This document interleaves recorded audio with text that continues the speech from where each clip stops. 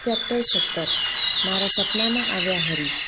મારા સપનામાં આવ્યા હરી ઉર્મી ગીતના રચયિતા રમેશ પારેખ છે. તેમનો જન્મ 27 નવેમ્બર 1940માં અમરેલીમાં થયો અને મૃત્યુ 17 મે 2006માં થયું. ક્યાં ત્વ, ખડિંગ, સનનન વગેરે એમના મહત્વના કાવ્ય સંગ્રહો છે. આ ઉપરાંત તેમણે નાટકો, બાળ સાહિત્યોના સંગ્રહો પણ લખ્યા છે. આ ગીતમાં કવિએ કૃષ્ણના પ્રેમમાં બહાવરી બનેલી ગોપીના મનોભાવો રજૂ કર્યા છે.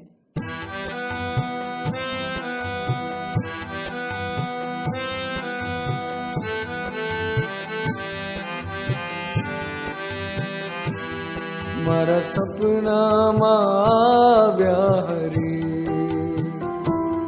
મારા સપનામાં આવ્યા હરી, મને બોલાવી ઝુલાવી વાલી કરી. મારા સપનામાં આવ્યા હરી, મારા સપનામાં આવ્યા હરી.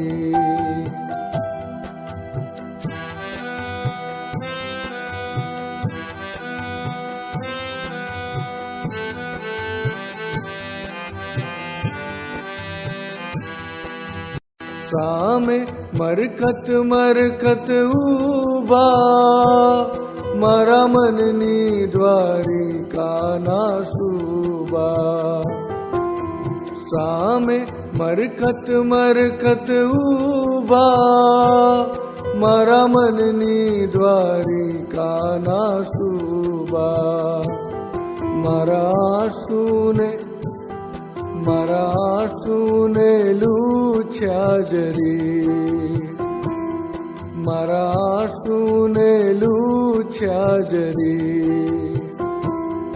મને બોલાવી ઝુલાવી વાલી કરી. મારા સપનામાં આવ્યા હરી, મારા સપનામાં આવ્યા હરી.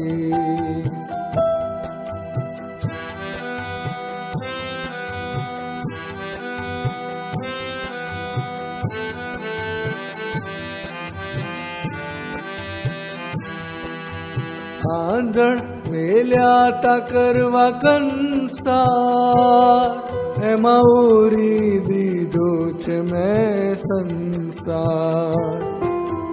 આંધણ મેલ્યા તા કરવા કંસાર, એમાં ઉરી દીધો છે મેં સંસાર. હરી બોલ્યા અરે બાવરી, હરી બોલ્યા અરે બાવરી. મને બોલાવી ઝુલાવી વાલી કરી. મારા સપનામાં આવ્યા હરી, મારા સપનામાં આવ્યા હરી.